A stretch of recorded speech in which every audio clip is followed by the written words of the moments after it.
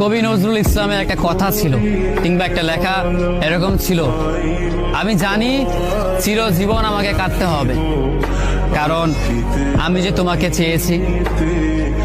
আসলেই আমি যে তাকে চেয়েছি এই জন্য আমাকে সারা জীবন কাটতে হবে, কারণ আমি তাকে কোনোদিন পাবো না, আর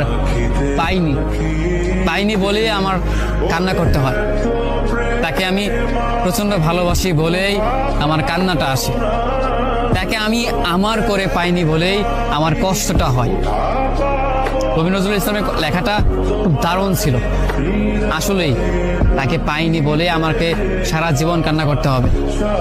যদি সে আমার এই ভালোবাসাটা বুঝতো, আমার এই অসীম ভালোবাসাটা বুঝে আমাকে একটু বলতো যে আমি অন্যদের মতো কখনোই তোমাকে ছেড়ে যাব না, তাহলে বিশ্বাস করুন পৃথিবীতে হয়তো আমার চাইতে সুখী মানুষ আর কেউ